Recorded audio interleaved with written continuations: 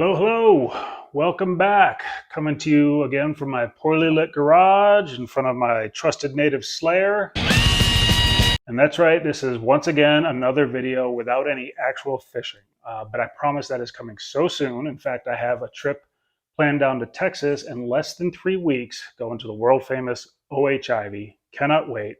And hopefully I'll be coming back with some epic footage, which brings us to the subject of today's video, the Tactacam fisheye camera.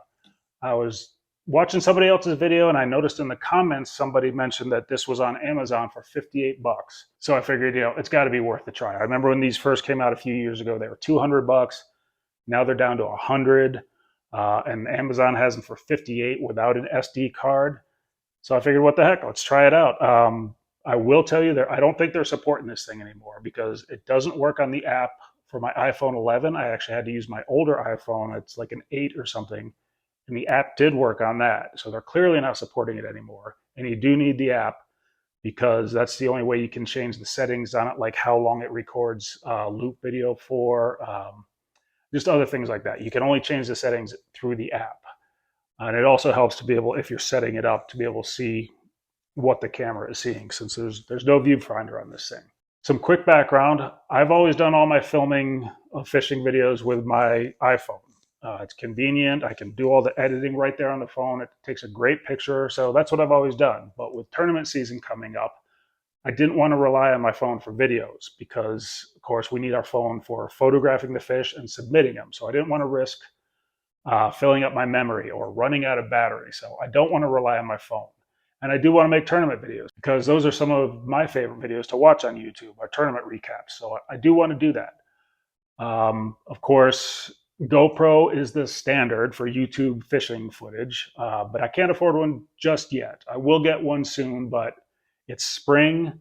Tournament season's coming up. I've got a trip to OHIV. I've got a trip to Missouri for the All-American Kayak Classic. So all of my extra money at the moment is going to kayak accessories, tackle, saving for trips, tournaments. You know the deal.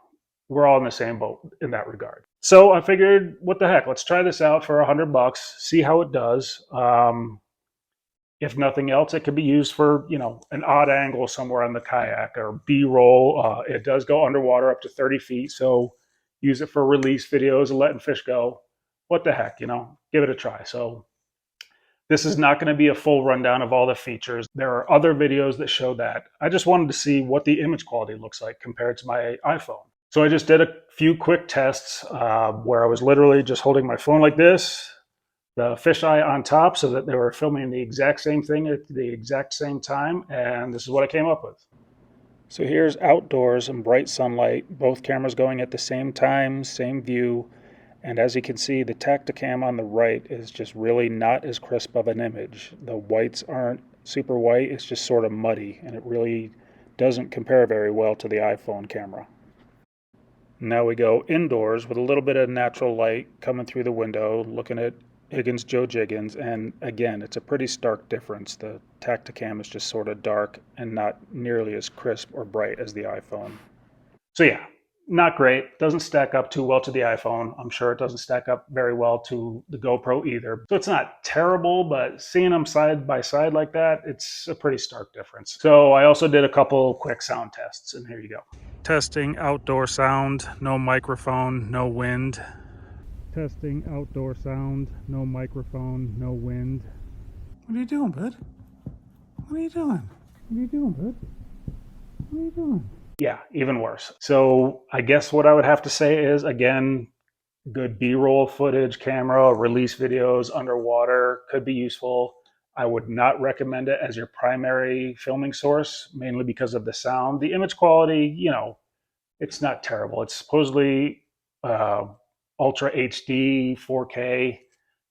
I don't know about all that. It's a little muddy, as I mentioned in the video, but 100 bucks, 58 for the camera, 15 for the SD card. I haven't gotten it yet, but I ordered the wide angle lens because when I put it behind my kayak, it wasn't quite wide enough for what I wanted. So I did order the wide angle lens, but it's one of those ones that just screws on over top of the regular lens. So that's just going to degrade the image quality even more, but what the heck? I'm sure in bright sunlight, it should be okay. So that's really it. It really just reinforced that I'm going to need a GoPro. Just going to have to buy a few less jackhammers this season and save up 300-400. I think they're going for the latest for the 10 or the 11, but it's coming along with some fishing footage. It's snowing here in Denver, unfortunately, early February. So that delayed us a little bit, but that's why I'm going down to Texas. So I'll see you soon, hopefully with some footage of some giants. Thanks as always for watching. And until next time, get after them.